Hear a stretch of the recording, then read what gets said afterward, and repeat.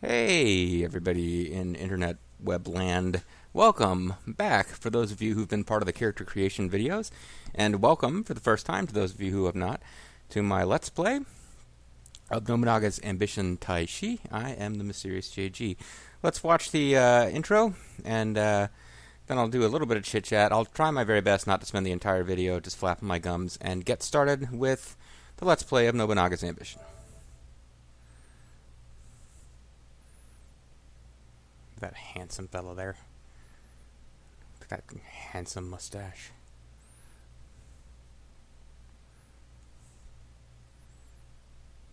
Kind of taking your time here, aren't you, game? I want that Shibasawa screen. I'm losing patience here.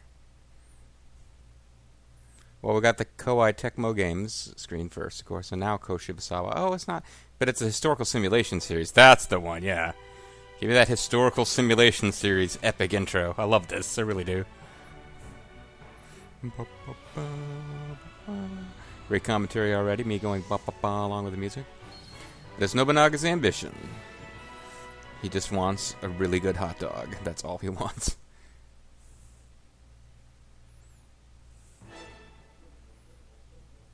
So he just wakes up one morning and decides, you know what? I should rule Japan. I mean, he's ruling a little town here. It's not bad, but he should rule Japan. That's just what he wants. I want a full shirt that covers both shoulders and to rule Japan. So we got Nobunaga the Fool. He was reputed to be a bit of a wacky, crazy dude in his younger years who very much matured. To the extent that the Nobunaga's Ambitions games, which are more of a realistic strategy game, to the extent that they give him a personality in cutscenes and story scenes, he's not the demon lord of the Samurai Warriors games. But he definitely gets a bit rough in his later years. But he's a big one for rifles. Big part of the reason he conquered Japan is he adapted to the rifle combat style better than most of his rival warlords did, or at least faster than they did. We will not actually be playing as the Oda. If you want to watch and play through as the Oda, I did a playthrough for the Oda of the previous Nobunaga's Ambition game. You can go check that out if you are interested. But the game is unquestionably named after the big guy, Nobunaga. The big fetter, Nobunaga. Great Irish Republican was he.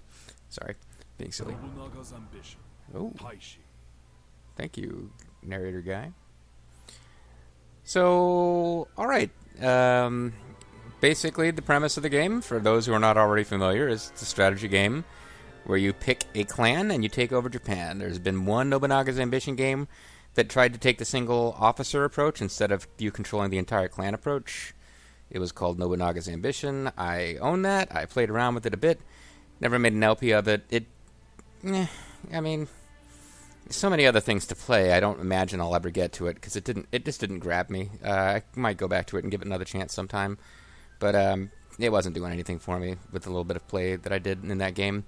On the other hand, in this game, I have a group of created officers that I'll be bringing with me into battle. I'm not going to go through them in detail, but just to give you an idea, there's 24 total custom officers, of which 4 are things I guess I unlocked by getting DLC, maybe? I didn't pre-order this. Either way, they are, quote, created officers, because I guess they're semi-historical, but, yeah, like William from Neo is in this, and I think the actual person he was loosely based off of is in it as an actual historical officer. I don't know that for a fact. But yeah, so basically that makes the math pretty easy, right? There's 24 created officers, 4 of which I created myself, and these are people who donated, as in some previous Let's Plays I've done, to fellow YouTuber and Twitch streamers. Well, he's a Twitch streamer. I'm not, so he is not a fellow Twitch streamer. But Zerfall does an annual charity drive to fight MS, and he's in Grimmeth and Lethal ended up in. I kind of asked them separately, hey, do you want to be in? I'll make you a character if you want to be in. And Grimmeth was like, and Lethal was like, sure. So basically, I made one for each. Like, if both of them had been I wouldn't have made either. But I made them both. And Grimmeth has... My favorite part about Grimmeth's character, and I'm not going to spend the whole video on this nonsense. My favorite part of his character is that I gave him the rush main camp plan, so that if he ever is involved in combat, his plan will be to go burn all the foods. Anyway, we got 20 characters. They have pretty high stats, so I am giving myself a bit of an advantage. But at the same time, we're playing a scenario as a clan that did not historically conquer Japan, nor did they come particularly close to conquering Japan, so I don't feel like it's really cheating that badly to give myself a bit of an edge, because we will be playing as the Shimazu. At kind of an important time for the Shimazu, it's when they really pick up and rise and conquer most of Kyushu. But historically, what happens to the Shimazu is they overcome their main rivals to take over the island of Kyushu, which in this kind of wonky map, which is... We're not really on a perfect north, south, east, west axis here, but in this particular map layout, Kyushu is the island that's all the way to the west. And yeah, the clan we'll be playing as, the Shimazu, famous for being, I think they're the first clan, like the Christian missionaries who first landed in Japan made contact with members of the Shimazu clan. Or rather, the area they landed in was ruled over by the Shimazu. So the Shimazu got early access to Western technology like rifles. Did not take them long to spread throughout Japan, and by the time of the scenario we're playing, rifles have spread across the entire country, so it's no longer a big advantage of the Shimazu, other than the fact that they had more time with them and had adapted their tactics to them fairly effectively. The Shimazu are a very warlike clan, as I said. We'll be playing this scenario where they've been kind of an important clan, but not really a dominant clan for years, and this is where they really rise up and knock out their local rivals and take over Kyushu. But by the time they had taken over Kyushu, Hideyoshi Toyotomi, had pretty much conquered most of Japan. So there was really only a handful of clans left to oppose him. By the time the Shimazu had really started to get some momentum going, Hideyoshi had become pretty much unstoppable, and they were eventually forced to surrender to Hideyoshi. At the big climactic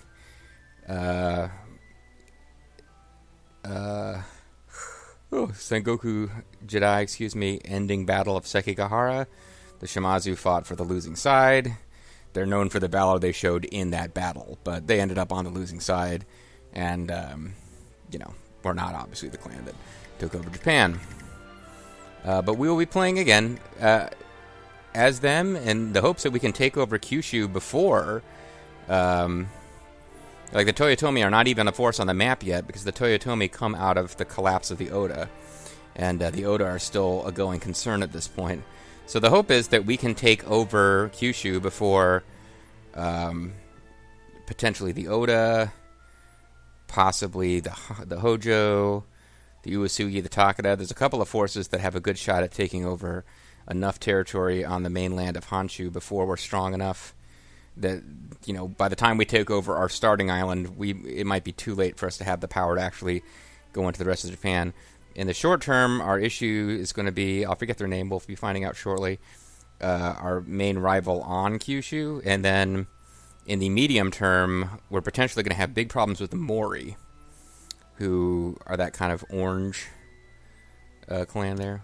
I guess I can get into this map and this will help. So we're playing this scenario because it's the one where you're actually recommended to play as the Shimazu. But the Oda will be potentially a long-term threat if historical events don't cause them to collapse and Nobunaga to get assassinated. The Oda could potentially be a really big rival to us. Tokugawa, probably not actually likely to, unless the historical events play out the way they're supposed to, which doesn't really happen in these long-term strategy games. The Tokugawa are unlikely to be the ones that rise up, even though historically they're the ones who do take the day.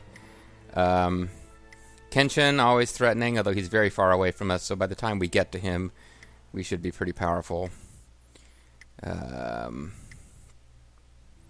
Chosakabe, if they take over their island fast enough, they might be a threat. But it's the Otomo clan who are our local rivals. They are more powerful than us at the beginning of the scenario. We need to gobble up smaller clans nearby us, weaken them by taking out their allies and incorporating them. And historically, it was as the Shimazu, that's us, were finishing off the Otomo pleaded to the mainland for aid, and that's what served as the honorable, within court, law reason for the mainlanders to come in and kick our ass and take over Kyushu in actual history. I'm not really worried about them. Oh, the Takeda I forgot. The Takeda Katsuyori's in charge. Shingen Takeda, their most famous leader, is already dead, so they were unlikely to be a major threat to us. The Date are not likely to take over, even though I previously played as them and conquered Japan with them in another game. The Hojo are always a threat, but it's the Mori I'm the most worried about. I feel like even though I've never played this game before, it should be similar enough to other Nobunaga's Ambition games that I can take over Kyushu. It's just a matter of if I can do it fast enough to be powerful enough to deal with the Mori, who are a lot bigger than we are. They are the second most powerful clan in Japan at this point. Historically, they get defeated by Hideyoshi as well. That's one of the big things that actually allows Hideyoshi to become powerful enough to come beat us up, is that by that point he's already pretty much subjugated the Mori, brought them into his fold.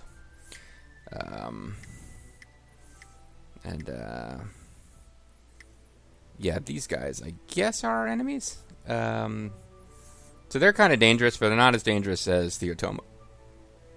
And preventing them from allying against us might be pretty important. But we are going to be playing as Yoshihisa Shimazu, whose his dream or his path or whatever they call it, I forget, is Warlord of 3 states. I must cultivate the virtues worthy of the Warlord of Sanshu. That will make my path to glory open of its own accord. I believe that is an actual unique one for Shimazu clan and not a generic one. The Warlord of Sanshu part is what makes me think that. Send out word. Prepare for battle. So, yeah, no, it definitely is, because that gives us Satsuma Youth. Not as certain, but forward we go. One needs no hesitation to take the enemy's head. And Iroha song, even if no one asks of or sings of the ancient ways, there is no point if one goes not to them. Okay. Anyway, guys, it's 13 minutes in. Let's get going here. Chesto. The name of Shimazu will ring through the land. I declare it in my very voice actory voice.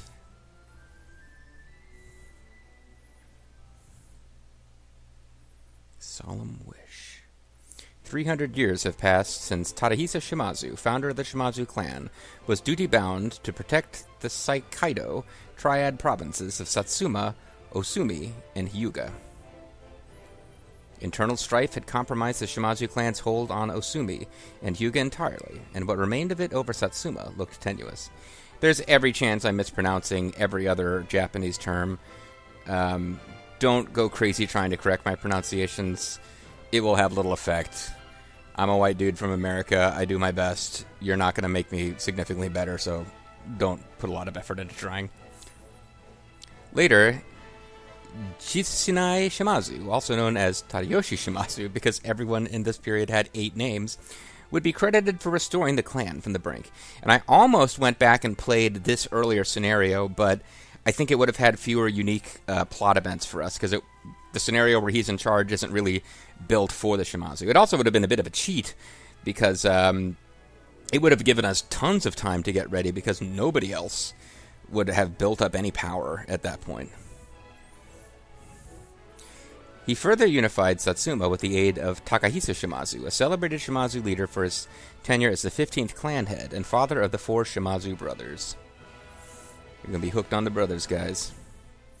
It was both Jishin Asai and Takahisa's solemn wish that the Shimazu clan be restored to prominence and reassert governance over the Triad provinces, a goal that is now within reach.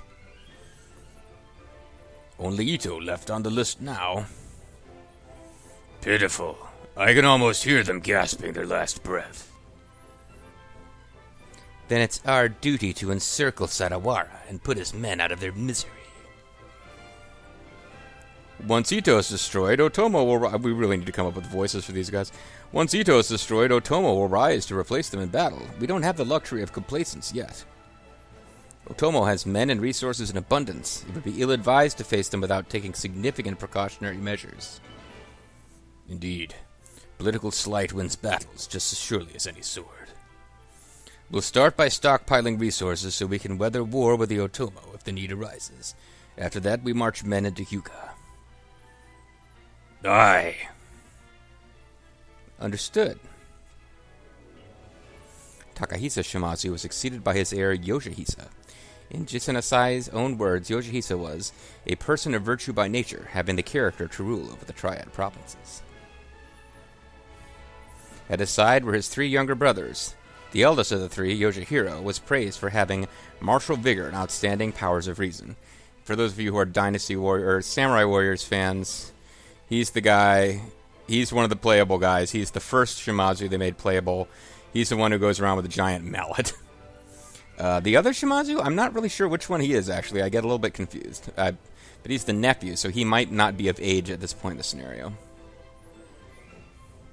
The next youngest brother, Toshihisa, was considered to be unrivaled in his ability to grasp the bigger picture of any situation.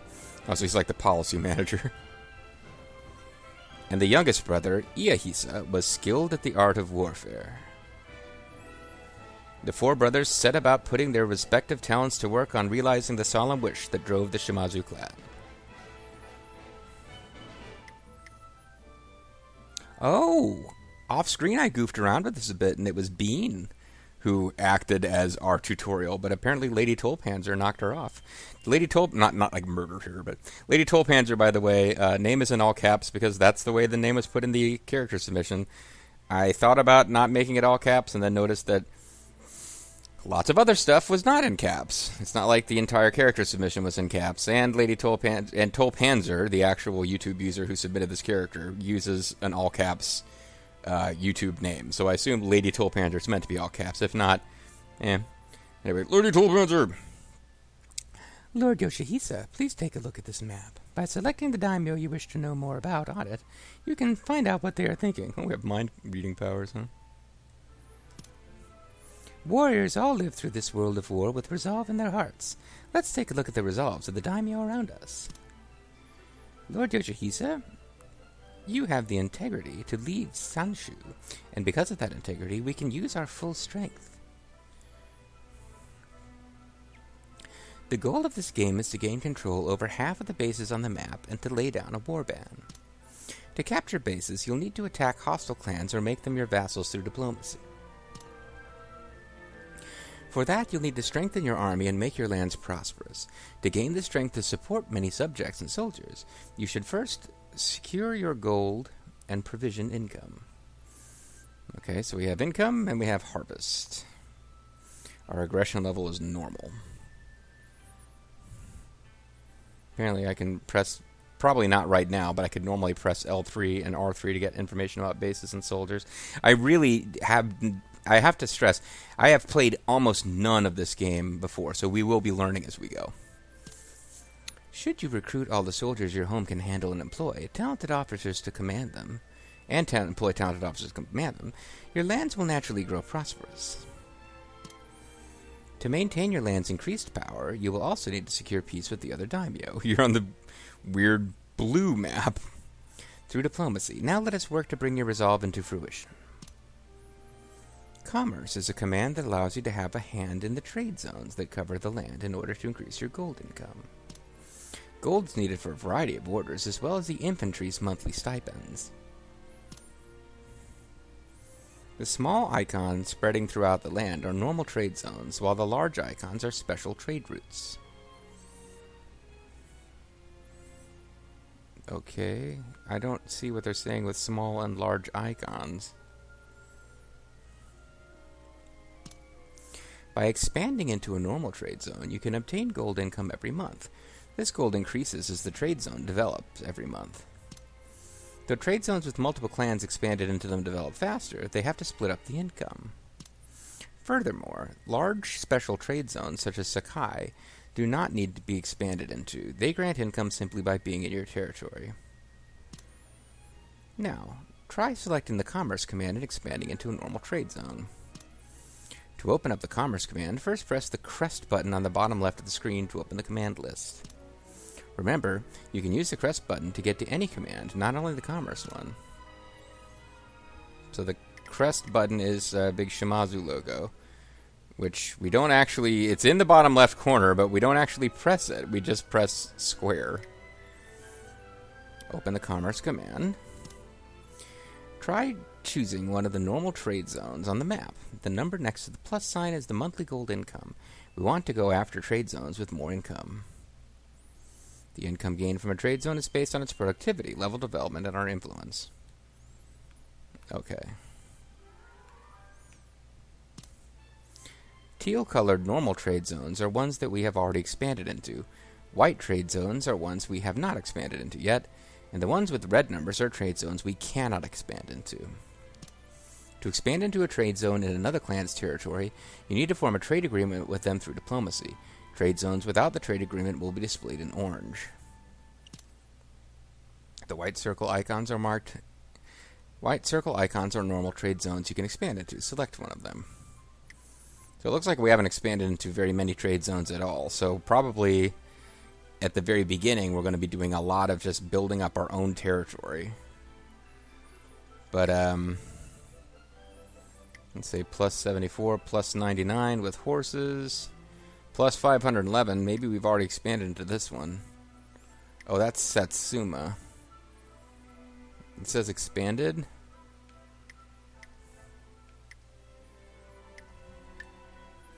Try selecting the expand command. If there is no expand command, try picking a normal trade zone that can be expanded into. Our preparations for forming a grand trade zone at Yamada TZ are complete. Let us work on other trade zones at Satsuma. Try selecting the expand command. Invest cannot be carried out of this trade route. Okay. So, I thought the white ring meant they're not expanded into. Or is it the color of the actual... I don't get it. But this one, that one says expanded. This one, no treaty. Expanded. Expanded.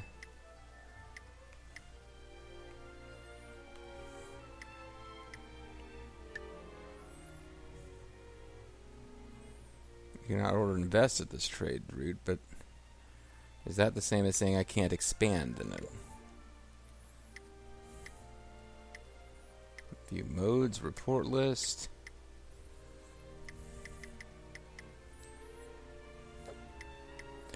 Okay, I'm definitely... Oh, well, here's one that doesn't have a blue symbol, so maybe this is the only one we could expand it to right now. Okay.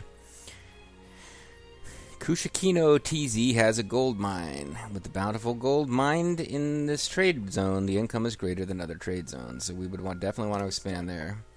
Let us send merchants to the Kushikino trade zone and lay the groundwork to reap profit. And that completes the order. All orders, not just commercial ones, will be carried out when you unpause the game and put into the active phase. Expand is the most simple and important method of increasing gold income. Try to actively form trade agreements with other clans. Would you like to receive a tutorial on agriculture? Sure. The agriculture command will allow you to work the farmland of your bases in order to increase your provision income. Provisions are used every day by your marching soldiers. Soldiers without enough provisions cannot fight at their full strength. Unlike gold, provisions only see income every September, so they require more attention. You can only use agricultural orders in March, June, September, and December. Oh, crap. This is going to be more complicated. I mean, if you're, that's based on actual... Yeah, you have to plan farming out like a full year in advance, but a lot of games simplify this for you. It looks like this one's actually going to make you do it a bit different, with each season's orders being different. Now let's actually try to give one of the season's agricultural orders. First, press the crest button to open up the command list. Okay. I'm curious what these other ones are. We got trade and develop.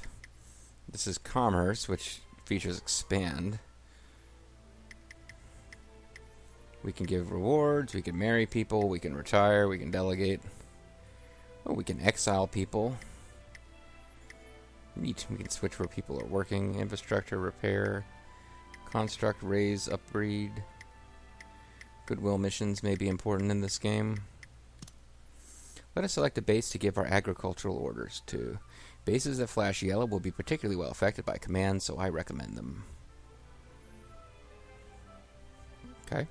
Clearing to create more farmland will make refugees live on it, becoming farmers. With more farmers, provisions also increase.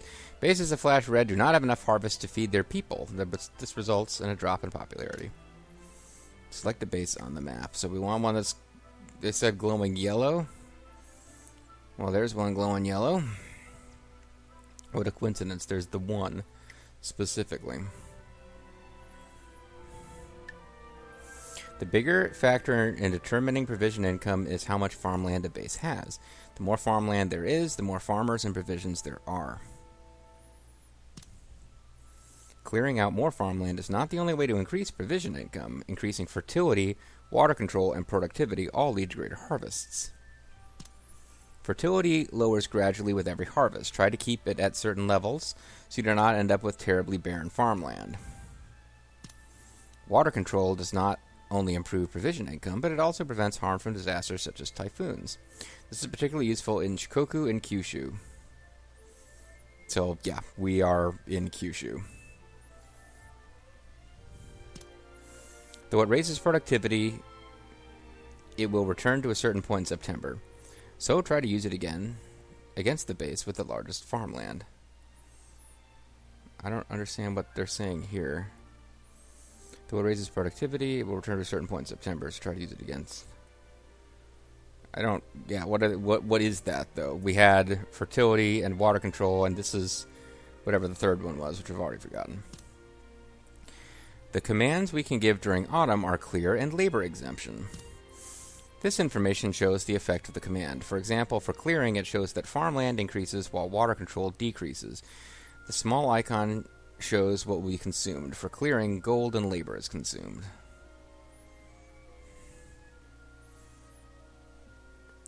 Okay. So farmland goes up, water control goes down, it uses gold and labor. Labor exemption increases, there's a little happy phase, so that probably increases how happy people are, and it could apparently also costs gold and labor. I don't know why it would cost labor to have people not work, but okay. Select clear.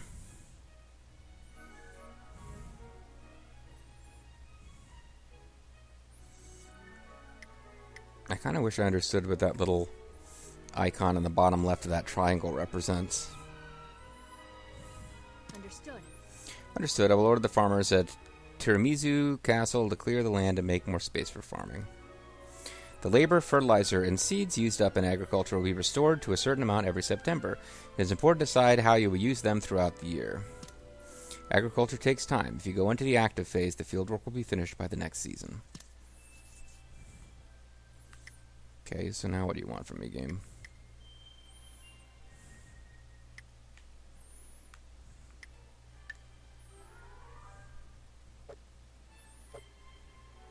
Would you like to receive a tutorial on Resolve and basic controls? You know, I would, but I think I'd like to receive that tutorial next time. So when we come back next time, we may actually finish up with the tutorials. I hope you guys aren't bored by the tutorials, but I kind of need them, so hopefully they're helping you to appreciate and understand what the heck's going on in this game too. When we come back next time, we will receive a tutorial on the Resolve and basic commands. And I don't know whether we'll get a tutorial on war or if we actually have to go to war and then a tutorial will trigger. Either way, next time, Resolve, basic controls. Hope you are excited about that as I am. We've got a long way to go in this LP, guys. See you next time.